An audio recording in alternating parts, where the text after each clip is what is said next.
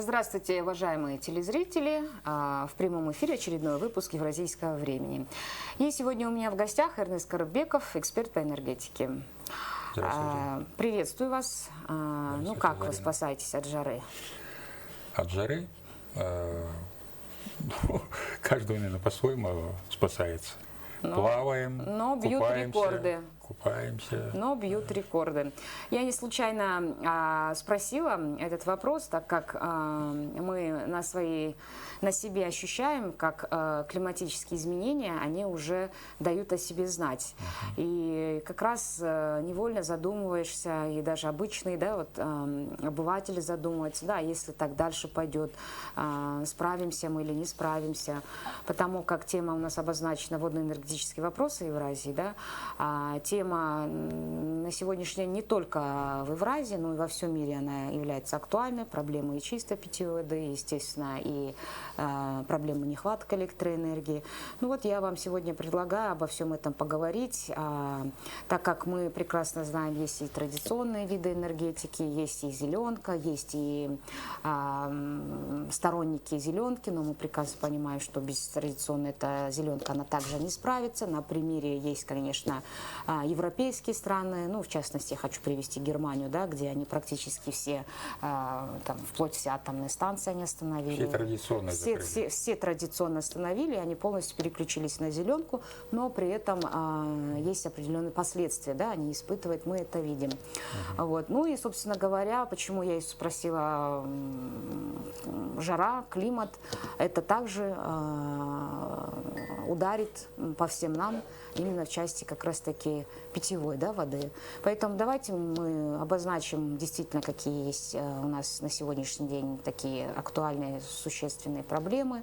Ну, мы их знаем, мы пройдемся по ним, а потом уже какие в итоге методами, какие пути должны искать, чтобы обезопасить себя от всех этих проблем.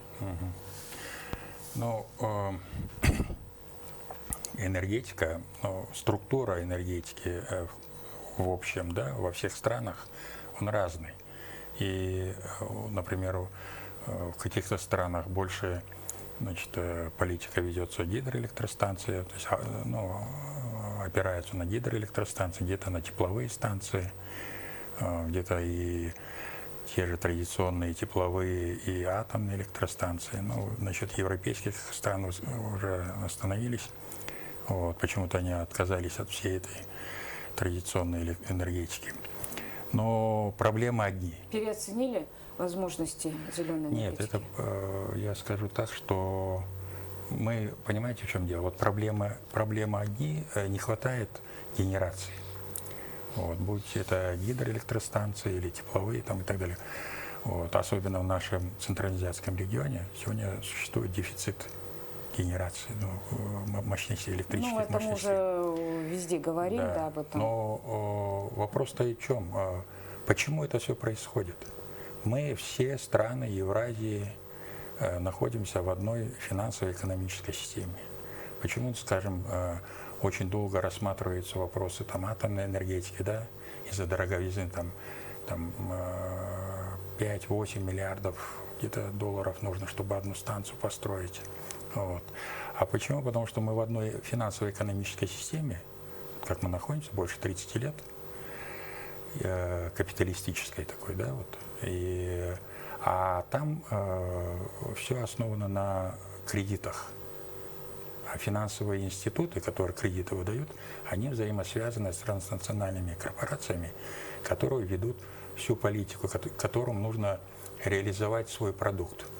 Это солнечные панели, ветровые там, электростанции. Ну, да, свою продукцию они должны, конечно, это сбывать. И тот кредитный портфель во всем мире, он одинаков, значит, процентная ставка, льготный период, и возврат там, через 20-25 лет. И в эти рамки с традиционными электростанциями, да, проекты традиционных электростанций, они не проходят. Та же атомная электростанция. И она будет дальше тянуться, поскольку если мы не изменим эту систему и не перейдем на собственную модель реализации этих проектов. Энергетика, особенно электроэнергетика, мы уже об этом говорили, являются, значит, отраслью со своими инфраструктурными объектами, критическими объектами, критическая инфраструктура с объектами критической инфраструктуры, которая влияет непосредственно, напрямую на безопасность каждой страны, а в целом и в регионе, если мы находимся в параллельной работе, в режиме параллельной работы энергосистем. Поэтому нам нужно строить как-то вот свою модель и выходить, значит, вести политику такую, чтобы не повышать тариф, то есть в этой системе только за счет повышения тарифа. И если проект он дорогой, если он не устраивает, значит, кредитное учреждение, ну, банки, да, а мы не вписываемся в ту их политику, тогда они говорят: хорошо, очень дорого, вы не сможете, вы должны дорого продать электроэнергию, чтобы возвратить кредит, значит, повышайте тариф. То есть вся система основана на повышении тарифов. Вот в этой системе мы вот этой вот находимся, и мы должны из этой системы выйти. Вот в советское время, скажем, да, в советское время электроэнергия для населения стоила 4 копейки, 1 киловатт-час, а промышленность 2 копейки, в 2 раза дешевле. Угу. То есть экономике давали вот такие преференции. Преференции, да. То есть энергетика сама, она не должна быть отраслью, которая должна приносить прибыль. Вот как мы сейчас, да, вот отрасль энергетика, она должна, там, мы должны там на прибыль выйти там, и так далее. А энергетика, она инфраструктура, ее надо рассматривать как инфраструктуру, которая дает возможность производить другие товары. Развивать тем самым поддерживая экономику, да, реальную экономику, да. Развивать реальную экономику. Будет электроэнергия, будет тебе и промышленность, будет тебе и работа. Да. А если нет энергии, что производить? И мощности не хватает. И мы, пока в этой системе будем находиться, у нас проекты, которые будут обеспечивать безопасность наших стран, они долго не будут реализовываться, будет тянучка будет. Ну, поэтому вот смотрите, надо строить на собственные деньги.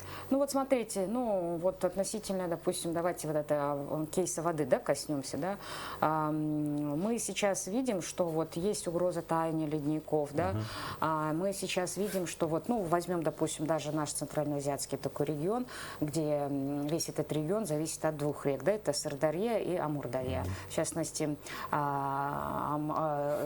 эта Амурдарья, она, получается, обеспечивает практически Туркменистан, Узбекистан, ну и здесь получается Таджикистан, Афганистан. Да, Афганистан, получается, сейчас он, ну это уже не раз в экспертных кругах говорится о том, что они не согласовывая ни с чем, невзирая ни на что, просто начали строить водохранилища, ну при этом не учитывая, ну по старинке, скажем, выкопали яму, да, но при этом без цементирования, при этом львиная доля воды, она уходит. Хотя по прогнозам многих международных организаций, как раз-таки Афганистан стоит на 1-м месте, что к 30-му году, ну, насколько я не знаю, эти прогнозы будут действительны, ну, пока такие прогнозы есть, что это будет первая страна, которая практически останется без воды. Почему? Ну, это были такие прогнозы. К 30-му году они такие прогнозы ставят, да, что он будет испытывать такую нехватку воды, и вот они вот по старинке руками день и ночь вот это строят водохранилище, думая, что этим самым они как-то спасут. Но опять-таки, так проблема же не решается же. Вы же правильно сказали, эта проблема не единственная, допустим, если у нас есть проблема, мы должны же системно же думать. И как-то вы много раз говорили о том, что еще воду хранить должны быть свои условия хранения. Ну, да. То есть если не... И вода должна храниться в высокогорье, допустим, да, то есть соответствующим условиям. Тогда она имеет место быть, иначе говоря. И что я хочу еще сказать, потом даю возможность вам дольше отвечать, чтобы вас не перебивать. И многие, когда занимаются вопросами электроэнергии, они немножко смотрят, ну, даже частные компании, да, вот, ну, возьмем даже ту же «Зеленку», да, что как это на получение прибыли, когда вы сказали, что она не должна быть, вот электроэнергия, как получение прибыли, да. Все проекты, они немножко в формате такого бизнес-проектов рассматриваются. А хотя я считаю, лично я считаю, что это стратегически важные такие проекты, которые в своей основе не должны иметь эту цель, а в своей основе должны иметь такое стратегическое направление, именно безопасность всего. Не будет воды, не будет жизнедеятельности в этом регионе. Ничего не будет. Ничего. Ни связи, ни интернета. Да. Космических А кораблей. теперь вот вам Да. продолжите мою мысль. Вот смотрите, я еще раз хочу, вы правильно говорите, энергетика со своими объектами, отрасль, это инфраструктура критической, объектами критической инфраструктуры, которая на безопасность влияет. Да? Но суть в чем заключается? Мы, тот же Афганистан, скажем, да, он строит свой канал не для того, чтобы сохранить воду, он строит для того, чтобы освоить, значит, пассивные земли свои. И они берут 20%.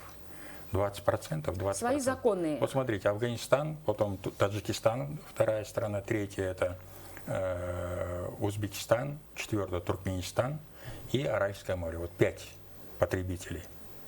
Вот 5, а Аральское море основной потребитель. Вот 5 потребителей, если на 5 разделить, 100%, да, это 20% они имеют право. В принципе, они же там 50% но при этом Узбекистан, наши соседи, они бьют тревогу, что они тоже останутся без воды. Почему? И правильно это делают. Потому что хлопа потребляет тоже огромное количество. Нет, просто безобразное использование воды до сих пор происходит нашими, ну, Сырдарьей, Амударьей и другими реками. Почему? Потому что это все аккумулируется в низовьях, в жарких странах, в Туркменистане, в Узбекистане, на юге Казахстана, аккумулируется, и потом, а часть там природа забирает 50%, 48%, ну, официально, да, природа забирает, это испарение, и уходит в песок. Да. Поэтому вы правильно говорите, мы и до этого говорили, нужно хранить воду в высокогорьях. Это в Афганистане, но это я от вас вот слышала, да? Да, и это вот, да, это мое предложение, вот, и в Кыргызстане. Увеличивать снежный покров. То есть, подождите, вот это хранение, где, в каких странах должно быть? Вот, Афганистан, Таджикистан, и Кыргызстан. Да. То есть 3 страны, где высокогорье, где ближе к ледникам. Вот. Там и, значит, потерь меньше. Вот. А потом совместно это использовать. Но к этому мы должны прийти. А вода непосредственно должна поступать на поля в ирригационную, ну, в вегетационный период, на ирригационные нужды, весной и летом. А не зимой, когда мы, вот, Таджикистан и Кыргызстан срабатывают воду в основном зимой для того, чтобы себя обеспечить электроэнергией. И в этом плане, вот в нашей стране, в Кыргызстане, я очень рад, что наконец-то решили строить Каракичинскую тепловую станцию. Вот в августе там будет вскрытие тендерных документов. И если уже как бы деньги нашли, то есть государство будет 100% собственником, это так и должно было быть. Я еще раз говорю, объект критической инфраструктуры на собственные деньги получать, это, конечно, замечательно. Да, а подрядчики там это, ну, всемирно известные какие-то компании, там Siemens, там, ну, многие компании, которые в этом поприще работают много лет. И если мы начнем строить в этом году, то через 3-4 года Кыргызстан из дефицитной страны, энергодефицитной, мы перейдем сразу в у нас уже резерв появится. Где-то 6 миллиардов киловатт-час у нас еще резерв. Мы уже начнем управлять водой.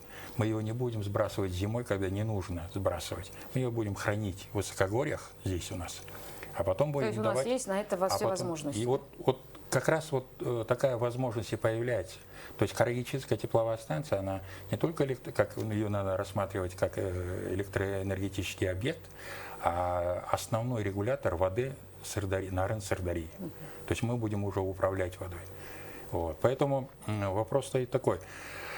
И для того, чтобы покрыть все наши вот,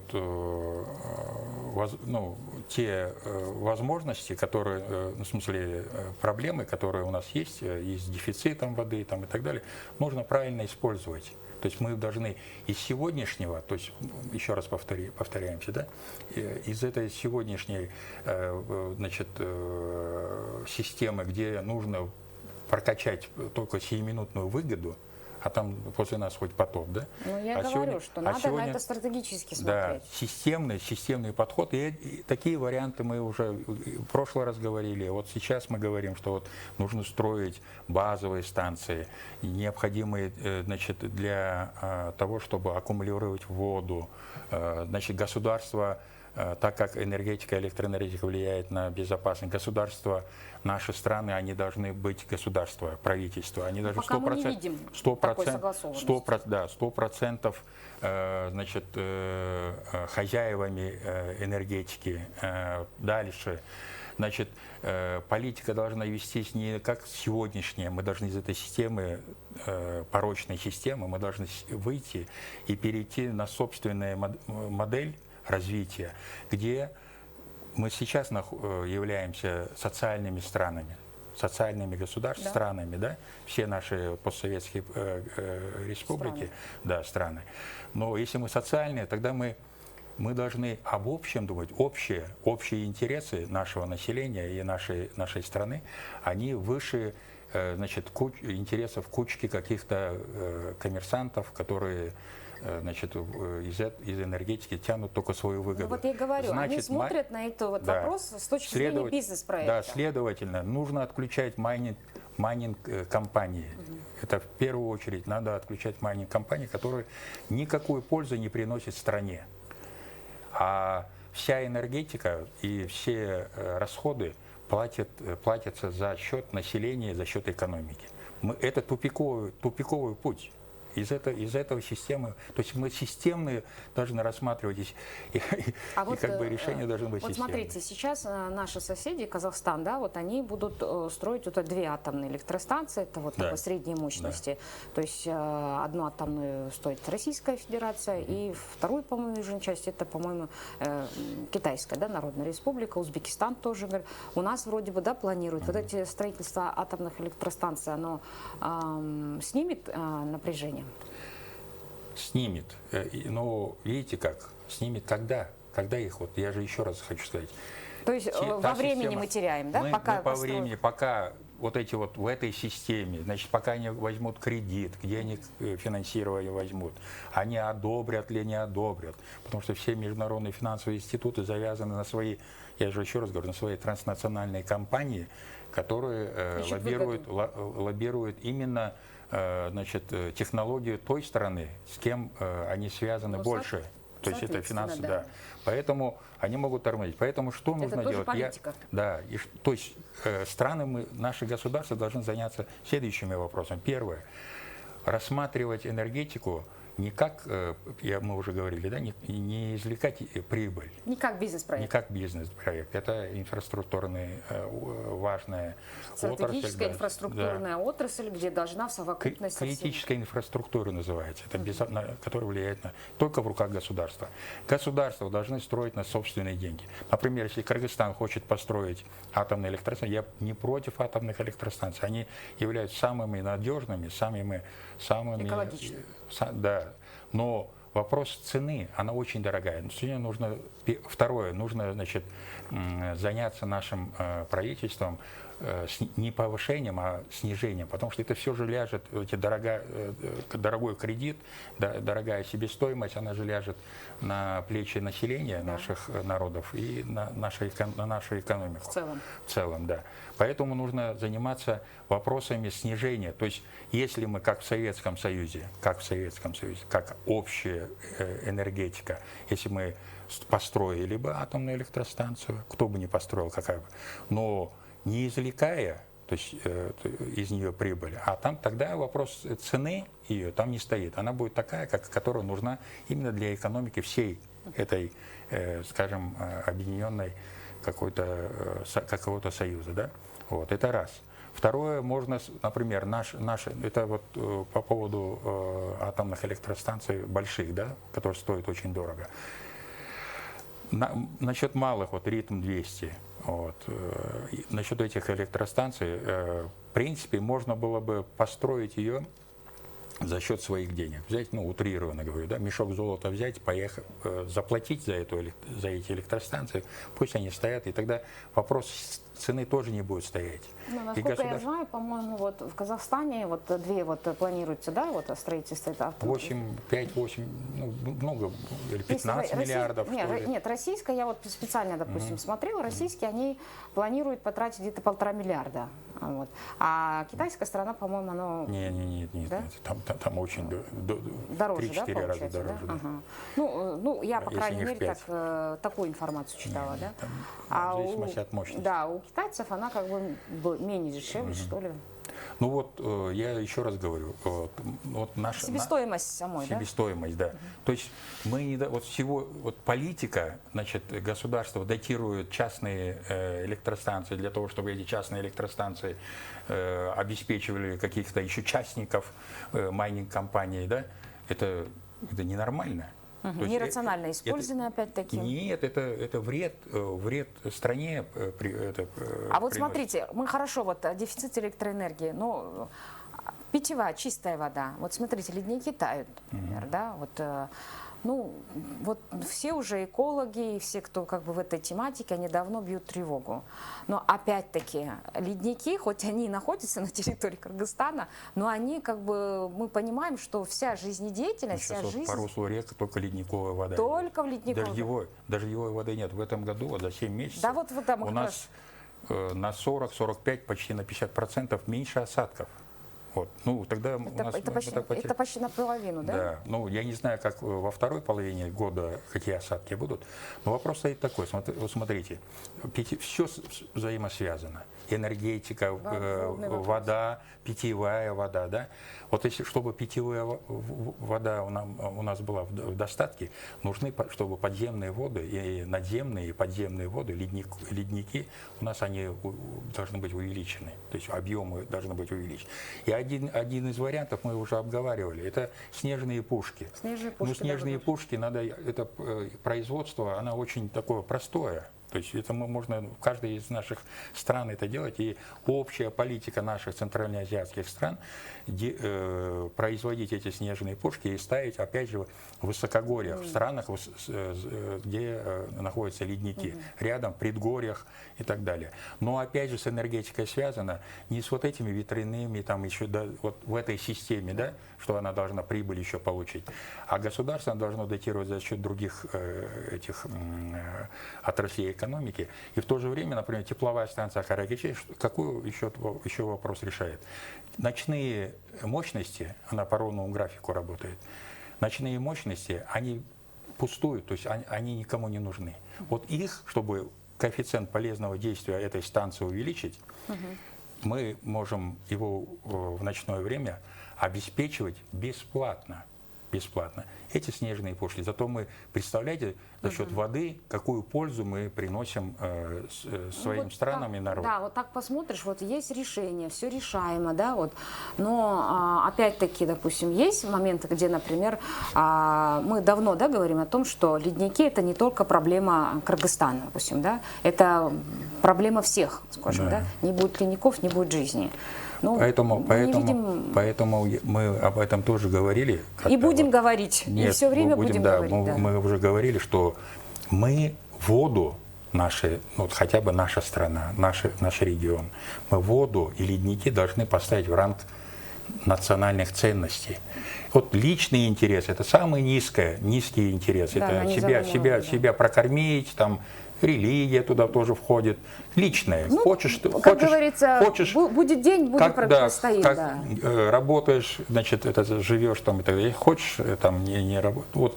А потом государственная защита границ, обеспечение роста экономики, обеспечение благосостояния народа и так далее. Согласна. Но национальные ценности, как наша история, наши традиции, обычаи многовековые, тысячелетиями идут, вот в ранг, чтобы мы не теряли это, в национальных ценностей туда надо черным по белому Да. в конституциях прям Абсолютно прописать согласна. вода и это. И пусть попробует кто-нибудь на эту национальную ценность кто-нибудь плюнуть.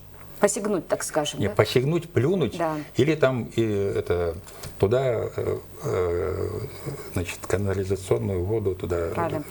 Эрнет Баки, ну здесь мне подскажут, уже время совсем ограничено. Я, как еще Да, раз повторюсь, тема, сколько бы ни было, пока мы должны об этом говорить, не просто говорить, а уже кричать во всю мощь, да, что ребята говорят, ну давайте уже объединяться, уже как-то уже, ну не доводить до состояния, до такой критической точки зрения. Все прекрасно понимаем. Поэтому я, как всегда, благодарю вас, что вы поделились своими идеями. Мы будем об этом говорить и дальше обсуждать до того момента, пока, наверное, что-то кого-то будет вызревать, такое реальное. Да?